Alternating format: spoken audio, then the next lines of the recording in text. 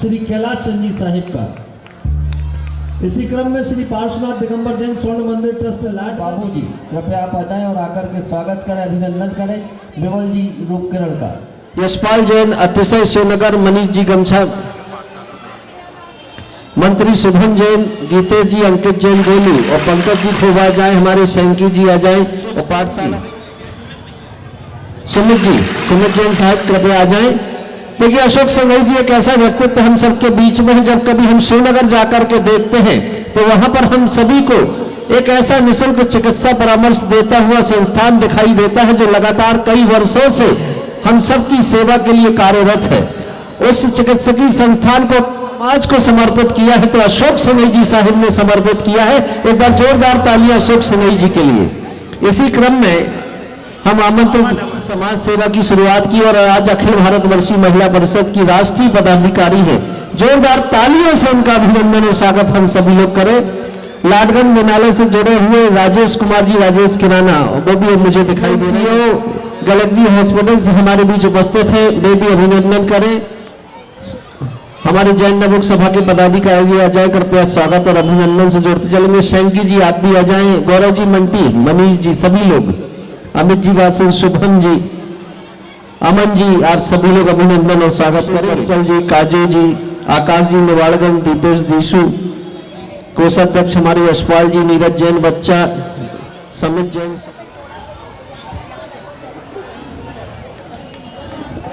और अभिषेक से अमित भैया का हम लोगों को हमेशा सहयोग मिलता रहा और बहुत ही कुशल संचालक हैं।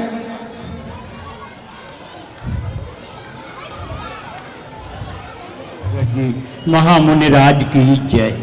श्री आचार्य 108 समय सागर जी महामुनिराज की जय। आज जिस नाटक का मंचन किया जा रहा है, संत से अरिहंत, तो सत्य है इस युग में आचार्य भगवान सही में वर्तमान के वर्धमान थे। आज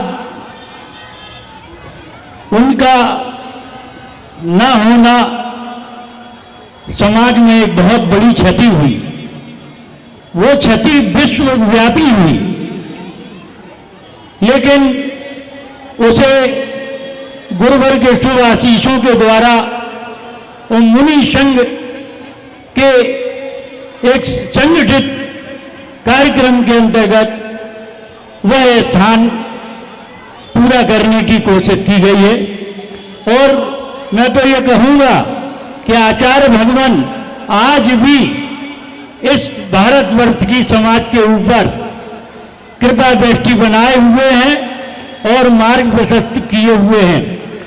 इस तरीके से मैं यही कहूँगा कि प्रभुवर की कृपा दृष्टि बनी रहे और हमारा यह कार्यक्रम हमेशा प्रगति और उन्नति की ओर बढ़ता रहे, समाज एकत्रित और संगठित बनी रहे। कार्यक्रम की शुभकामनाएं हैं और मैं यही भावना बहाता हूँ कि वीर प्रभु इस कार्यक्रम को जोर शोर से एवं हमारी जैन नवयुग सभा, महिला मंडल, ये सब संघर्षरत और कार्यरत है और दिन पर दिन प्रगति के कार्यों को करने की पूर्ण क्षमता बनाए हुए हैं। मैं उन सबको शुभकामनाएं देता हूं कि वीर प्रभु यह कार्य सब इसी तरीके से साकुशल संपन्न कराते रहें। सादर सभी को जय जिनेन्द्र।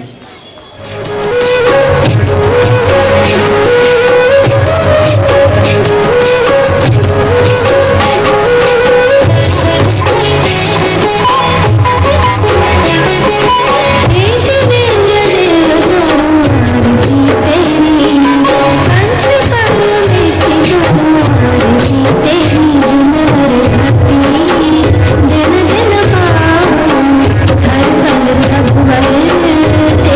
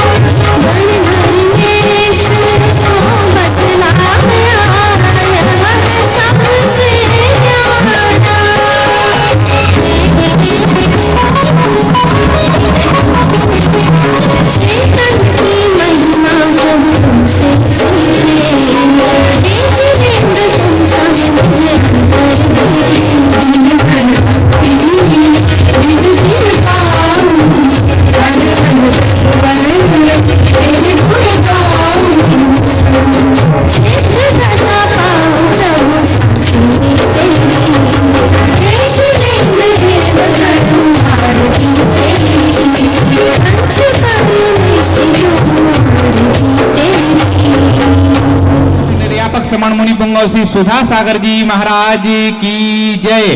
3 करोड़ मुनिराजों की जय।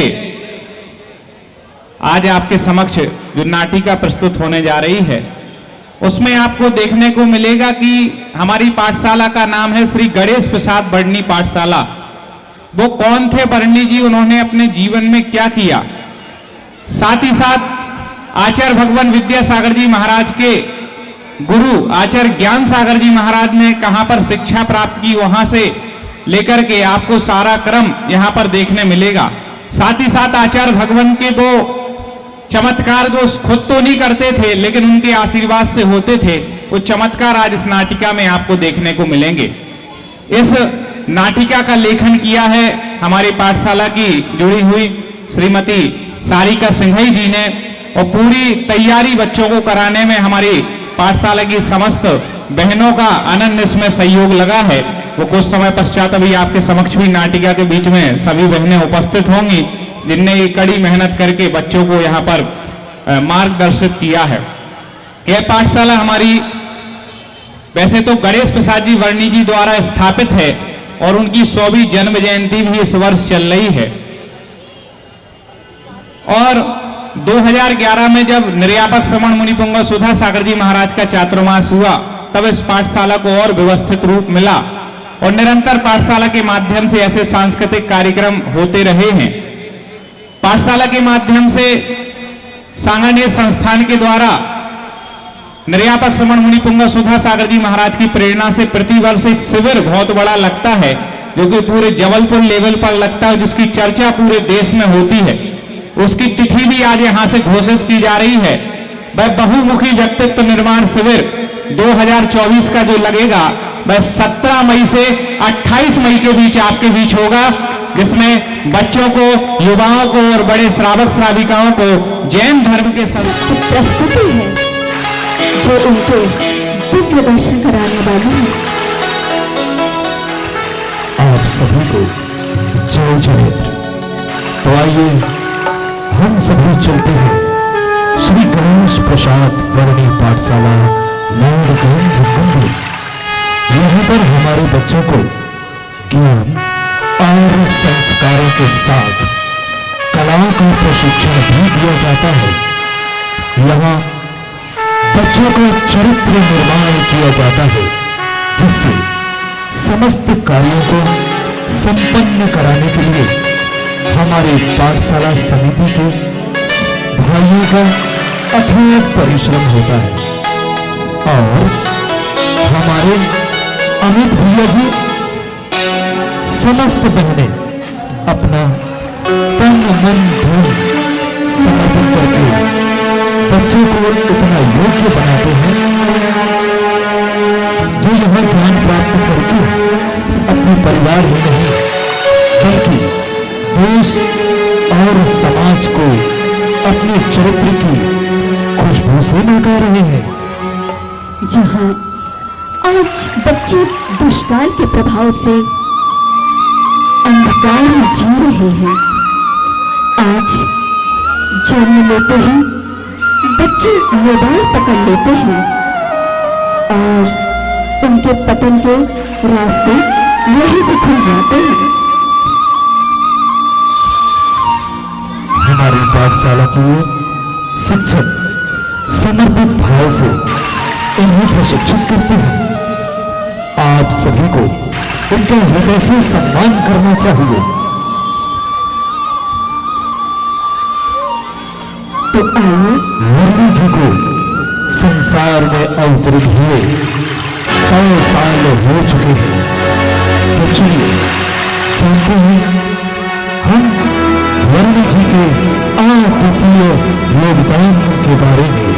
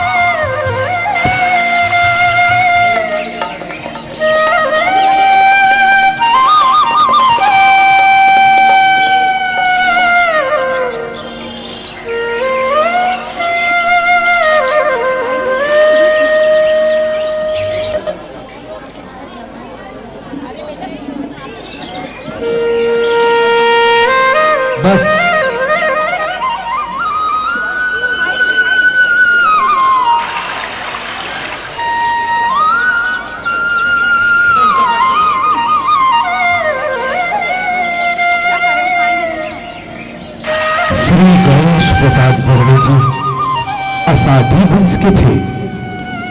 उन्होंने समस्त अगम और गूढ़ शास्त्रों का गहन अध्ययन किया।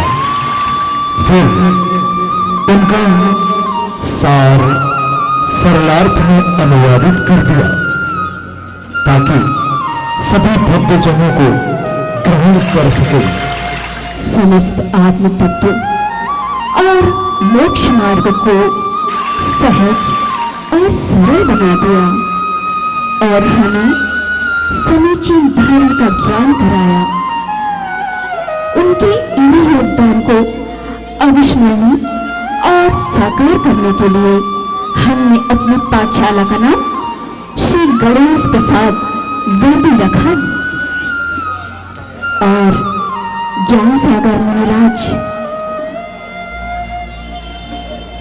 आपको यह पता है आचार्य श्री के दादा गुरु आचार्य ज्ञान सागर ने उनके द्वारा बनारस में स्थापित विश्वविद्यालय में ज्ञान प्राप्त किया। वर्णी जी स्वयं यहाँ अध्ययन कर रहे थे और ज्ञान सागर जी से ज्ञान प्राप्त कर हमारे विद्यासागर जी ने सारे विश्व को प्रकाशित किया।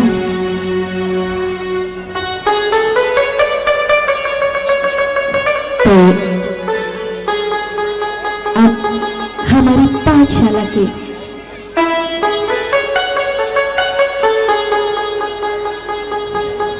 छोटे छोटे बच्चे अपनी प्रस्तुति लेके आ रहे हैं।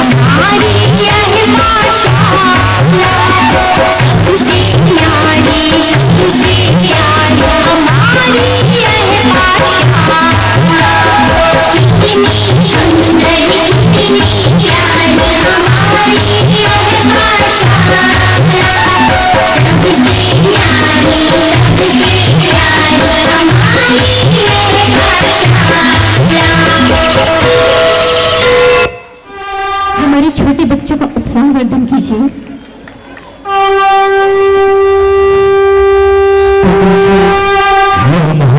दर्शन कीजिए धरती के देवता सवेर सम्राट आचार्य महर्षि विद्यासागर महाराज। यह महान आत्मा एक नहीं वरन कई जन्मों का पुण्य संचित कर इस भारत भूमि पर अवतरित हुई थी। आचार्य श्री के निर्दोष कठोर तप के कारण कई ऋतुआं उनके चरणों में नतमस्तक थी, जिनको उन्होंने स्वयं में आत्मसात करके रखा था। उन्होंने अपनी वृत्तियों को सागर कल्याण भी बना दिया था।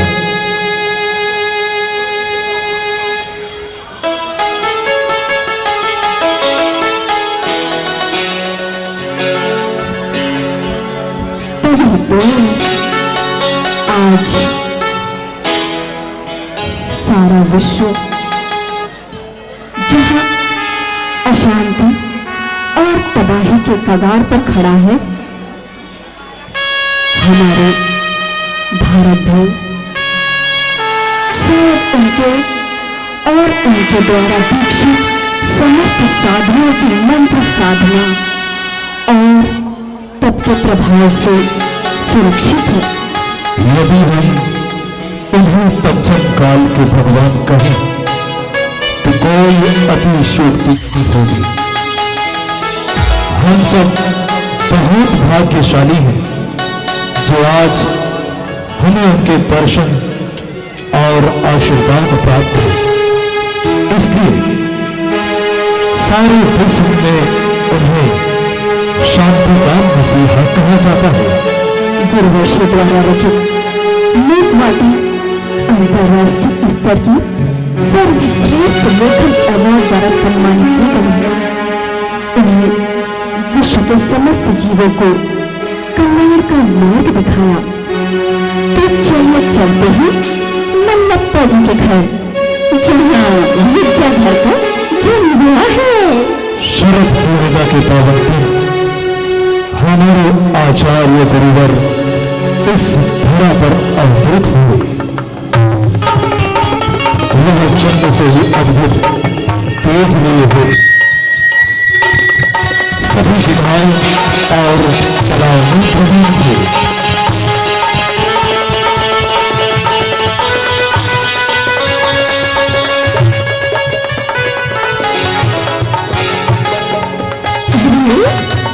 देखो देखो, श्रीमती ने लल्ला को जन्म दिया है। अरे वाह श्रीमती, तुम्हारा लल्ला तो बहुत ही सुंदर है।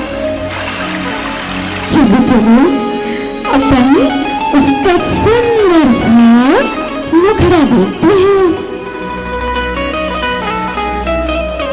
ये तो कामदेव सा रूपवान है। अरे वाह श्रीमती, क्या नाम रखा है तुमने इसका?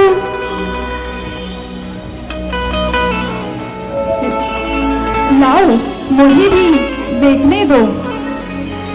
हाँ हाँ, मैं भी तो देखूं कि लल्ला कैसा लगता है। चलो अब अपन खुशियां मनाते हैं। अरे जब यह गर्भ में आया था तो हम गौर तुलसी के दर्शनों को गए थे, इसीलिए यह उन्हीं की तरह सुंदर है। हमने इसका नाम विद्याधर रखा है। चलो चलो अपन खुशियां मनाते हैं।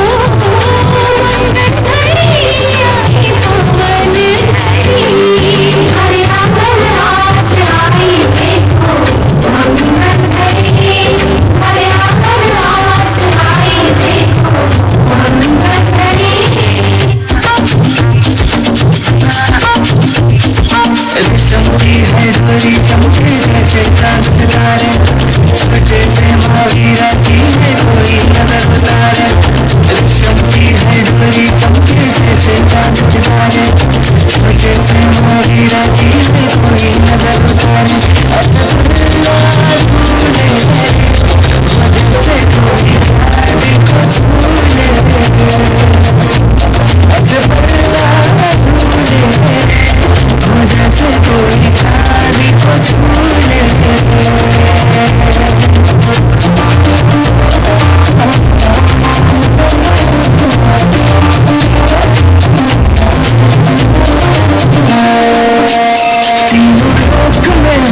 जैसे कोई शादी रे, सारी दुनिया से आए हो बाराती रे, तीनों लोग में हो जैसे कोई शादी रे, सारी दुनिया से आए हो बाराती रे। लाल पहनाया खुशियाँ फैलाया दिल में समाया, आंखें चमकी वो जैसे सारे बड़े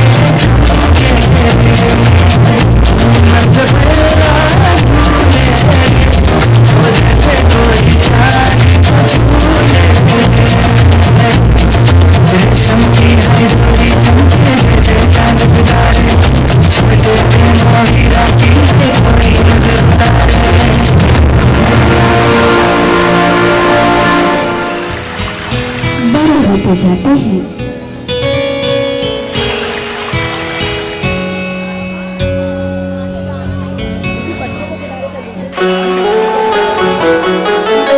अब वो स्कूल जाने के लिए तैयार होते हैं।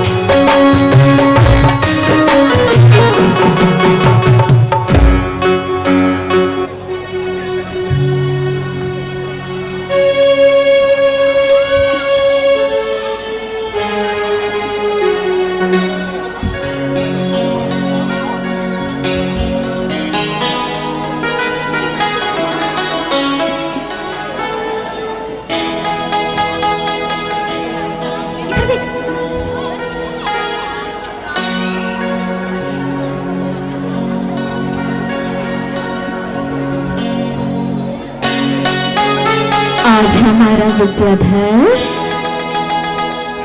स्कूल जा रहा है। अरे वाह, यह तो कितना उत्साहित है स्कूल जाने के लिए। आओ विद्याधर, अपन स्कूल चलते हैं। प्रणाम संतोष जी। अरे प्रणाम वल्लभ जी, आइए। आज हम विद्याधर को आपके पास शिक्षा प्राप्त करने लेकर आए हैं। अरे बड़प्पा जी, यह तो बहुत खुश लग रहा है यहाँ आकर। दूसरे बच्चों की तरह रो नहीं रहा है, बहुत अच्छी बात है। गुरुजी, आओ बैठो विद्याधर, सभी बच्चों के साथ तुम भी बैठो, मन लगाकर पढ़ाई करना।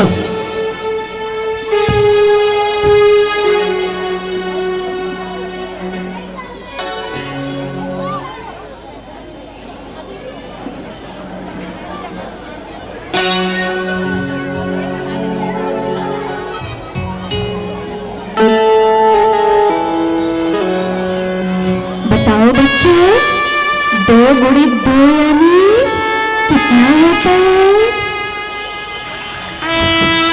आओ इस तरह विद्यासागर विद्याधर बहुत लगन से पढ़ाई करने लगे।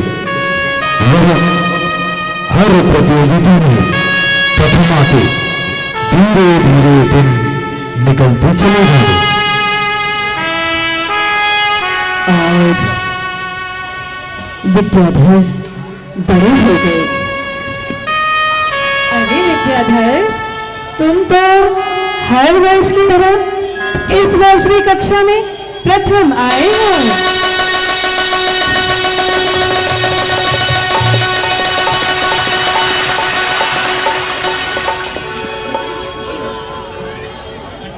चलो बच्चों, स्कूल की छुट्टी हो गई।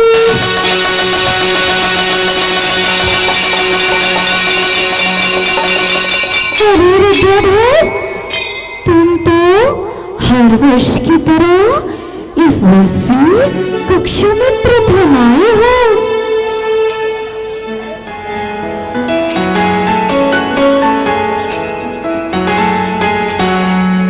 भाई, तुम्हारे साथ तो कोई भी खेल खेलना ही मुश्किल है। हम तो पहले ही हार मान लेते हैं। और शतरंज के तो तुम सरताज हो, सरताज। अरे नहीं भाई, तुम भी हर प्रतियोगिता जीत सकते हो यदि कोई काम लगन और ध्यान से करो तो उसमें सफलता जरूर मिलती है। समझ गए? हाँ भाई, हाँ भाई, हाँ। ठीक है भाई। चलो चलो चलो चलो, अब घर चलते हैं। उसके बाद विद्याधर बड़े होने लगे।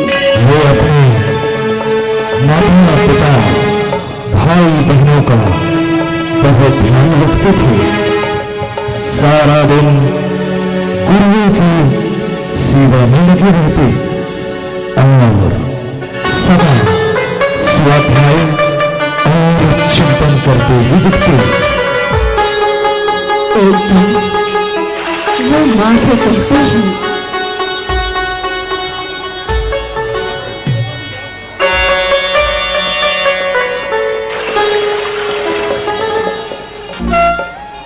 माँ,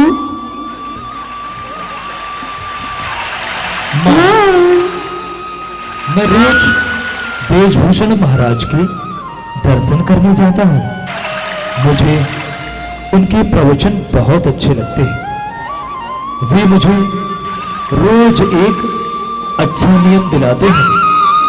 हाँ बेटा, उन्हें बहुत ज्ञान है। अच्छा है, ज्ञानियों की संगत करने से ज्ञान ही मिलता है। कम से कम तुम कोई गलत रास्ते पर तो नहीं जा रहे। विद्याधर वापस देशभूषण महाराज के पास आते हैं। नमस्ते गुरुदेव, आपके प्रवचन सुनकर मुझे धर्म का रास्ता मिला। आपने मुझे मनुष्य जन्म को सार्थक करने का रास्ता बताया।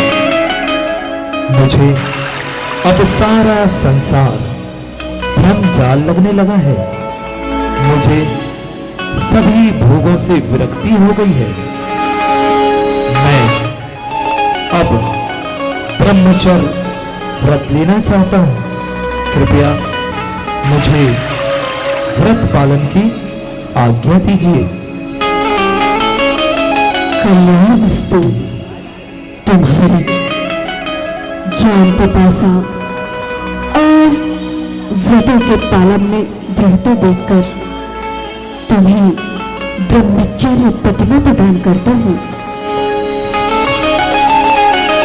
मुझे तुम्हें देखकर यह प्रतीत हो रहा है कि तुम जिन शासन को सारे विश्व में फैलाओगे, जाओ अपना और दूसरों का कल्याण करो। मैं आपका सदैव रेडी रहूंगा गुरुदेव।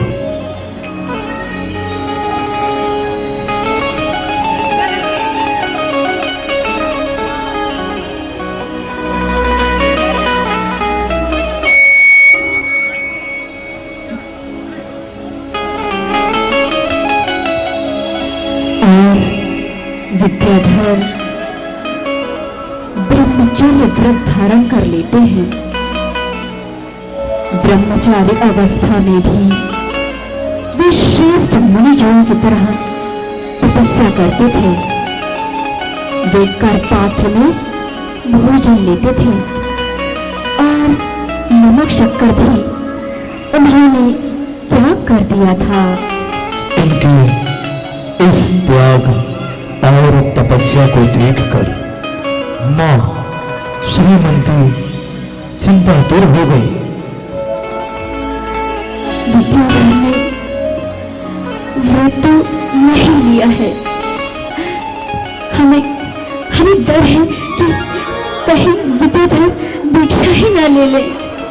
हाँ श्रीमती, विद्याधर के व्रत नियम और त्याग को देखकर हमें भी यही लग रहा है। वह तो घर पर रहते ही नहीं, दिन भर मुनियों के पास या मंदिर में रहते हैं।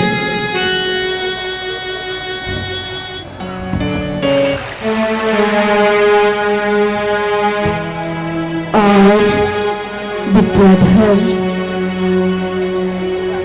ज्ञान सागर महाराज जी के पास आते हैं। बोलिए ज्ञान सागर महाराज जी की।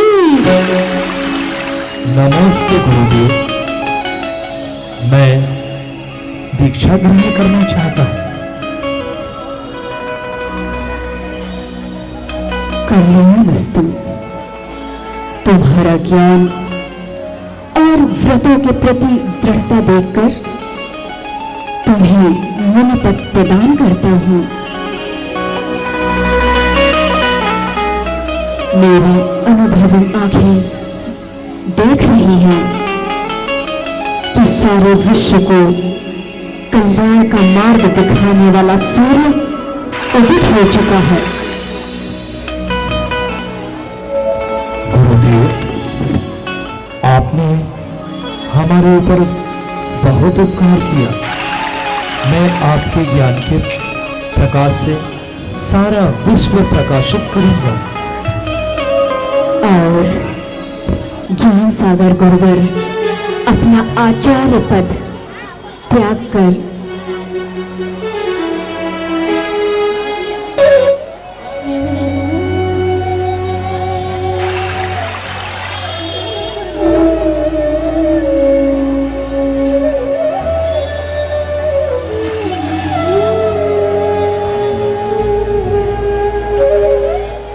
विद्याधर गृहस्थ अवस्था में भी संयम धारण किए हुए थे।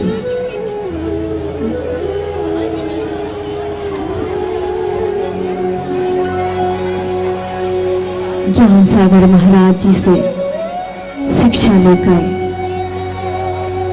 उन्होंने मुनि व्रत धारण कर लिया।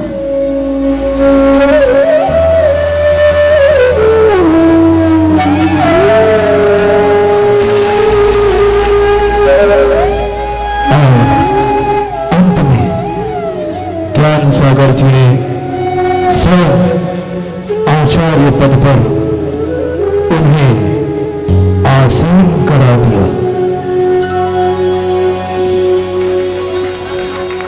उनके द्वारा उत्कृष्ट समाधि प्राप्त की और एक तराशा हुआ हीरा चिन्ह शासन को प्रदान किया।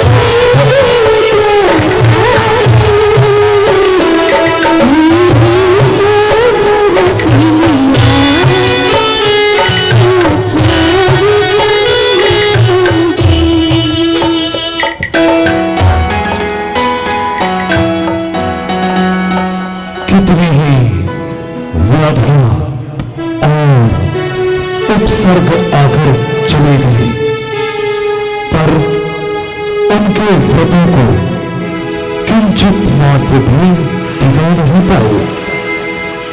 पता नहीं कितनी बुद्धियां उनके चरणों को छूकर चली गई। देवता भी उनके आगे नतमस्तक होते थे और जैन धर्म के इस गुरु को सारा विश्व जानने लगा।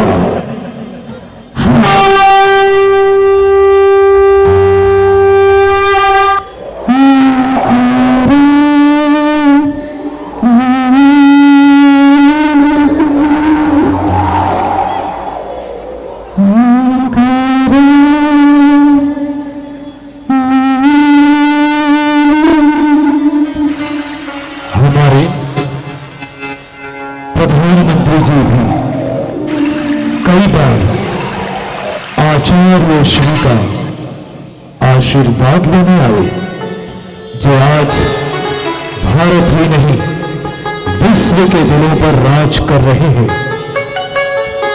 और भी ऐसे कई प्रतिष्ठित लोग महाराज श्री के आशीर्वाद लेने आते थे। हमारे गुरुजी ने इतना कठोर तप किया कि वे जहां चरण रखते वहां अतिशय हो जाते थे। गुरुवर जहां से विहार करते वहां की भूमि उनके स्पर्श से हरी भरी हो जाती और जलाशय निर्मल जल से भर जाते। जहां वो विराजते वहां समय से मच जाता था। तो देखिए एक सत्य घटना जो आचार्य श्री का स्पर्श पाकर कुएं का खारा जल नदी जल में कैसे परिवर्तित हो गया। तो आइए देखते हैं ये सत्य घटना। गुरुदेव की महिमा गाएं, गुरुदेव की महिमा।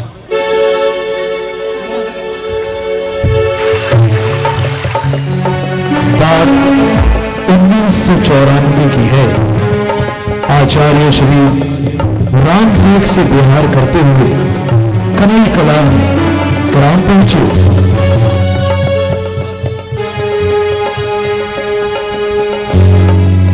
नमस्ते आचार्य श्री। जय जय गुरुदेव, जय जय गुरुदेव। आचार्य श्री विद्यासागर महाराज जी की जय जय गुरुदेव। आचार्य श्री रामपेट से विहार करते हुए कनई कला ग्राम पहुंचे। नमोस्तु आचार्य श्री। आचार्य श्री, इस गांव में एक कुआं है जिन मंदिर में, तो उसकी सफाई होती रहती है और उसका ही पानी मंदिर और आहार आदि बनाने के लिए उपयोग किया जाता है। जी गुरुदेव, लेकिन इसका पानी बहुत खारा है, इसीलिए चौका आदि लगाने में बहुत कठिनाई होती है। आप इस समस्या का निराकरण कीजिए गुरुदेव। आचार्य श्री जी, हमारे इस गांव में यही एक जिन मंदिर है। इसे हमारे पूर्वजों ने बनाया है, इसलिए इसको पूजन अब इस होता रहता है। इसलिए हम ये जगह छोड़कर भी तो नहीं जा सकते। गुरुदेव, हमें कुछ उपाय बताइए ताकि हम इसका उपयोग करें और अच्छा आहार बना सकें।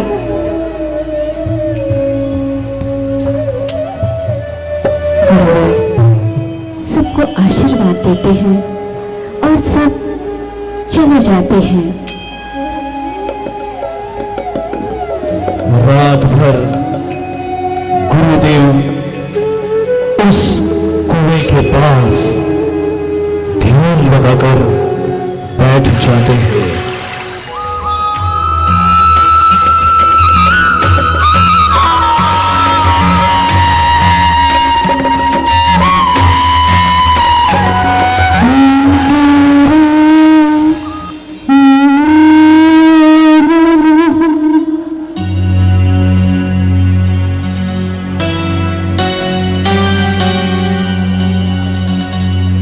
सुबह होने पर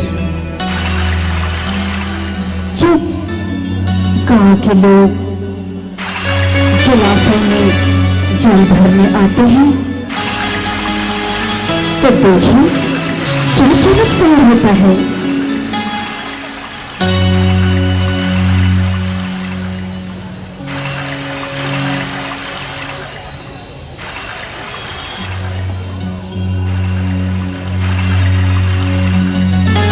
गुरुदेव, गुरुदेव,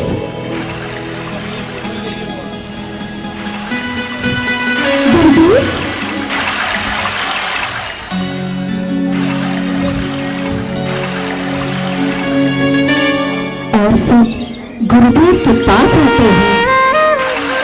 गुरुदेव, गुरुदेव, आज हमने जब आपके लिए आहार बनाने के लिए कुएं से जल लिया तो देखो कितना मीठा हो गया। गुरुदेव, गुरुदेव, ये तो आश्चर्य हो गया। हाँ गुरुदेव, हाँ ये तो चमत्कार हो गया। आपने हमारे ऊपर बहुत उपकार किया है। जय जय गुरुदेव। आपके चरण रज पाकर यह धरा पावन हो गई है। आप सचमुच इस युग के भगवान हैं। नमस्ते गुरुदेव, नमस्ते गुरुदेव। जय जय गुरुदेव, जय जय गुरुदेव, जय जय गुरुदेव।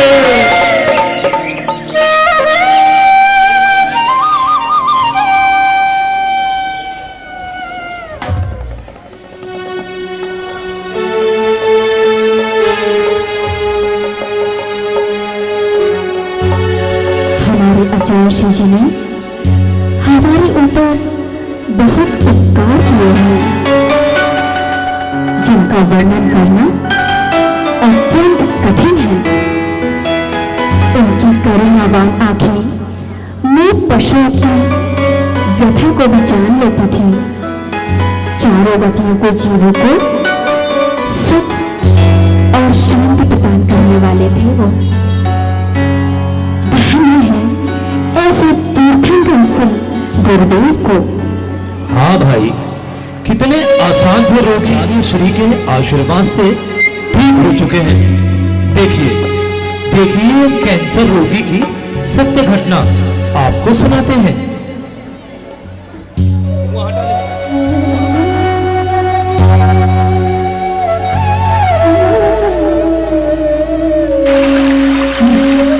नमस्ते गुरुदेव। नमस्ते गुरुदेव, ये भाई आपका आशीर्वाद लेने आए हैं। इनको लंग्स का कैंसर हो गया। ये नागपुर भी गए थे रिपोर्ट दिखाने। वहां उन्हें रिपोर्ट को सही बताया है। गुरुदेव, अब आपकी शरण ही उसको जीवन दे सकती है। इसी आशा से ये आपका आशीर्वाद लेने आया है। नमस्ते गुरुदेव। मुझे नागपुर में 3rd स्टेज का कैंसर बताया था। पता नहीं यह ठीक होगा भी या नहीं। बस आपका ही आशीर्वाद हमें ठीक कर सकता है गुरुदेव। तुम रोज मंदिर जाया करो, पूजन अभिषेक किया करो। जी गुरुदेव, मैं रोज मंदिर जाता हूँ पर पूजन अभिषेक नहीं कर पाता। देव शास्त्र गुरु की सच्ची आराधना करो और रात्रि में भोजन और पानी का त्याग कर दो और सभी दान दो। इन नियमों का पालन दृढ़ता से करो।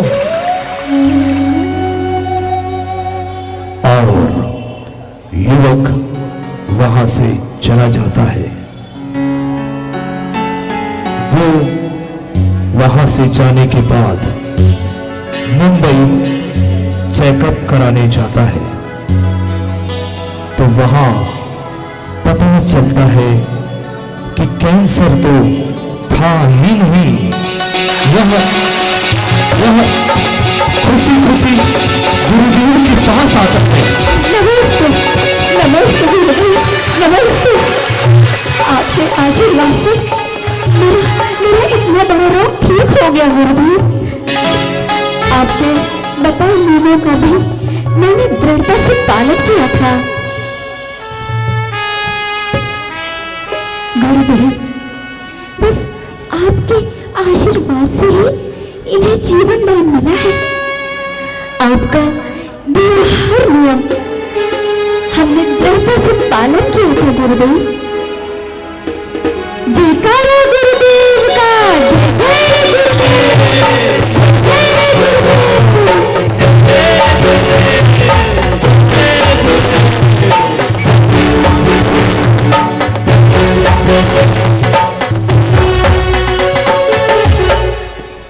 कितने महान है हमारे आचार्य श्री, स्वयं तो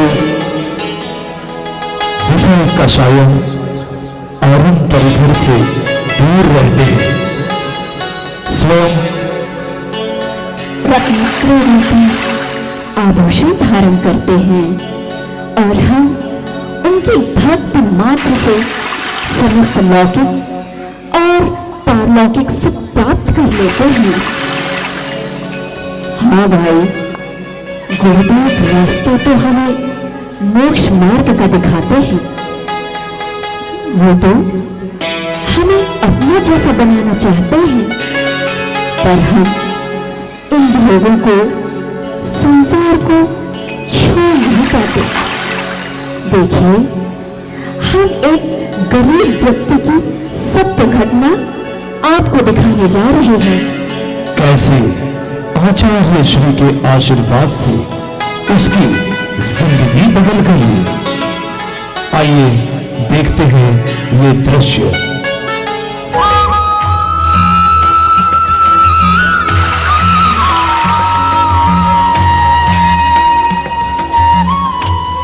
नमस्ते गुरुदेव।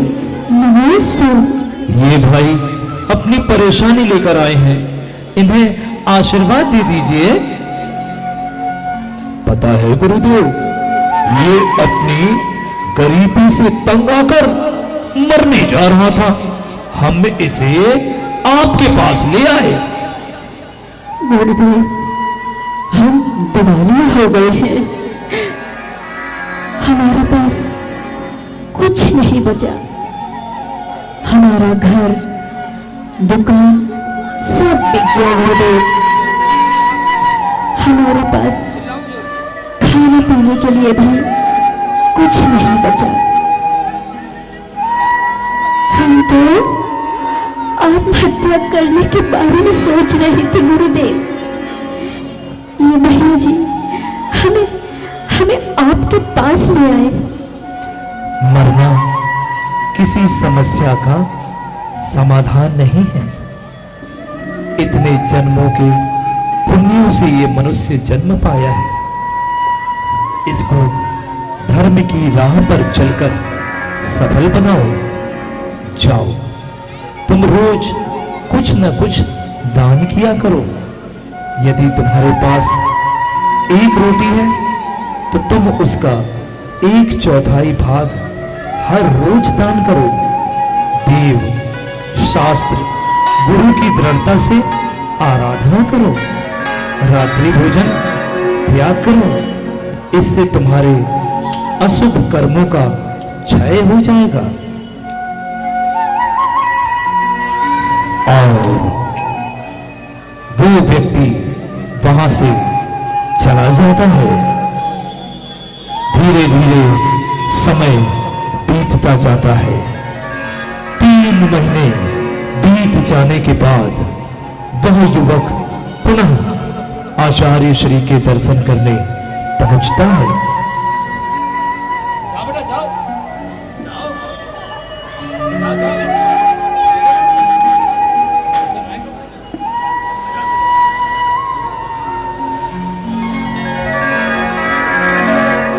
देखिए, आचार्य श्री के आशीर्वाद से उस युवक के जीवन में क्या परिवर्तन हुआ।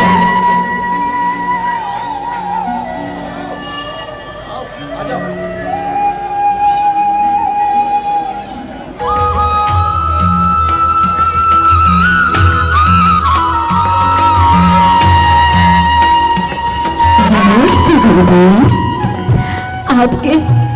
आपके आशीर्वाद और नियम पालन से मुझे एक अच्छे व्यापारी के यहाँ काम मिल गया गुरुदेव।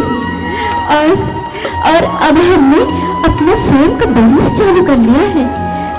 अब मैं सांसारिक भोगों से विरक्त होकर कुछ नियम लेना चाहता हूँ गुरुदेव। मैं समझ गया, सब धन संपदा के साथ हैं।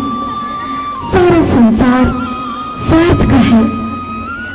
जब तक धन संपदा होती है सब साथ रहते हैं, नहीं तो कोई खाने को नहीं पूछता गुरुदेव। हाँ गुरुदेव, हम आपके चरणों में कुछ नियम लेना चाहते हैं।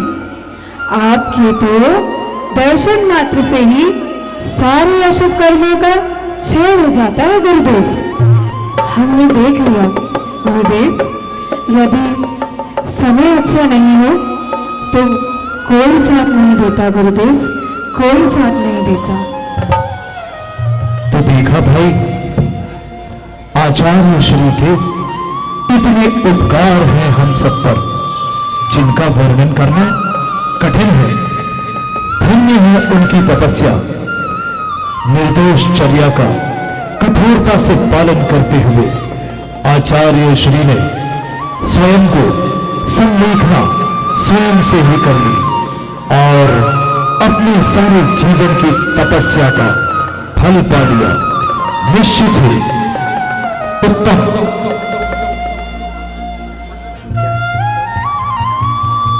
निश्चित ही उत्तम स्वर्गों में स्थान पाकर तब तो चर्चा में लगे होंगे। हाँ भाई, धन्य है हम सब जीव जिनके उनके दर्शन किए। आज उनके जाने के बाद सारा संसार सोना प्रतीत हो रहा है। ऐसा लग रहा है जैसे दिन में ही सूर्यास्त हो गया है। अब हमें उनके बताए मार्ग पर चलकर अपने जीवन में सफल बनाना है। तो ऐसे थे एक संत अरहंत जैसे।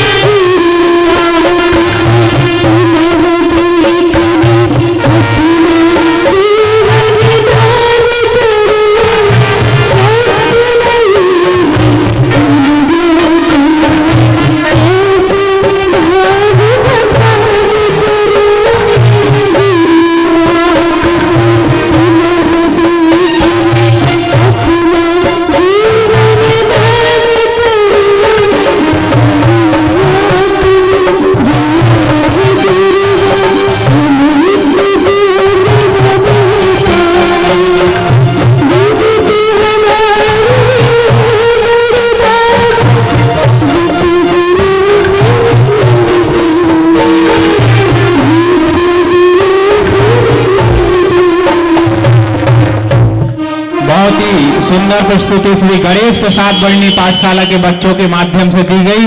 बहुत बहुत अनुमोदना। और इस नाटक को तैयार कराने में, लिखने में जिनका सहयोग हुआ है, ऐसे हम सभी पाठशाला की बहनों का सम्मान नवयुवक सभा करना चाहती है। हमारी जैन नवयुवक सभा सम्मान करने के लिए, बहनों के सम्मान के लिए महिला परिषद की भी जो सदस्य यहाँ पर उपस्थित हों, संध्या जी आप लेके आ जाए, महिला परिषद की सदस्यों को आकर के सम्मान करेंगे। और इस नाटक का लेखन किया है श्रीमती सारिका सिंघई जी ने। और इस नाटक में बच्चों ने जो नृत्य सीखा है वो सिखा गरिमा पटवा जी ने, जो कि निरंतर पाठशाला को सहयोग करती हैं। इनके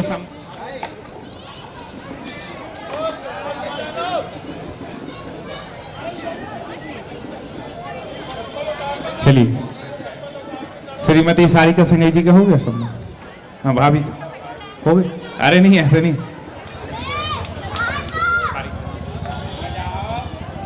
इसके बाद श्रीमती आभा जी के सम्मान के लिए आमंत्रित करेंगे जैन नवयुवक सभा गणेश प्रसाद वर्णी पाठशाला महिला परिषद को। इसके बाद श्रीमती स्वर्णा जी आ जाएं। ये भी बड़ी मेहनत के साथ बच्चों को पूरा व्यवस्थित करती हैं और नाटक इत्यादि में सहयोग रहता है। सविता भाभी जी, सविता जी जैन, जो कि पाठशाला की शिक्षिका हैं। और हमारी मीनू भाभी जी, जो कि निरंतर पाठशाला में अपना सहयोग बच्चों को शिक्षित करने में, नाटक इत्यादि तैयार कराने में देती हैं। श्रीमती मीनू जी खोबा आ जाएं। इसके बाद विनीता जी भाभी जी, सविता भाभी जी, दोनों भाभी जी आ जाएंगी। कुमारी प्रियंका जी जैन आ जाएं। और कुमारी सुरभि जी जैन, कुमारी देसना जी जैन, कुमारी आरची जी जैन, ये चारों बहनें बच्चों को संस्कारित करने का काम पाठशाला में कर रही हैं, नाटक को तैयार कराने में अपना सहयोग दिया है। इसी के साथ हम कमलेश यादव जी, जिनका हमेशा पाठशाला को सहयोग मिलता है, वो अनुराग साहू जी, जो हमेशा पाठशाला के लिए तत्पर रहते हैं, ऐसे दोनों लोग, उनकी टीम, उनका भी हम सम्मान अभिवादन करते हैं। हमारे कमलेश जी और अनुराग जी दोनों लोग आ जाएं, ये भी हमारे अभिन्न सहयोगी पाठशाला के हैं। गरिमा जी आप भी आ जाइए सामूहिक रूप में। और ये सभी हमारी पाठशाला की बहनें, इनके मेहनत, इनके प्रयासों से ये कार्य होता है। और हमारे पाठशाला समिति के सभी सदस्य आ जाएं। अमन सिंह जी मंच पाठशाला को दिया और उनके मंच पर इतनी अच्छी सुंदर प्रस्तुति, एक संत अरिहंत सा की प्रस्तुति हुई। जैन नवयुवक सभा के सभी हमारे पदाधिकारी, हमारे साथी जो इतनी मेहनत करके इस आयोजन को सफल बनाने के लिए प्रयासरत हैं, उनके भी पुण्य की बहुत बहुत अनुमोदना करते हैं। मैं पाठशाला की सभी बहनों का, सभी भाइयों का बहुत बहुत आभार व्यक्त करता हूं, जिन्होंने इतनी सुंदर प्रस्तुति दी। एक संत अरिहंत सा, बहुत शानदार प्रस्तुति, बच्चों का ये बहुत अच्छी प्रस्तुति रही। और पूरी हमारी जैन नवयुवक सभा भगवान महावीर स्वामी के जन्म कल्याणक के दिन सुबह 8 बजे से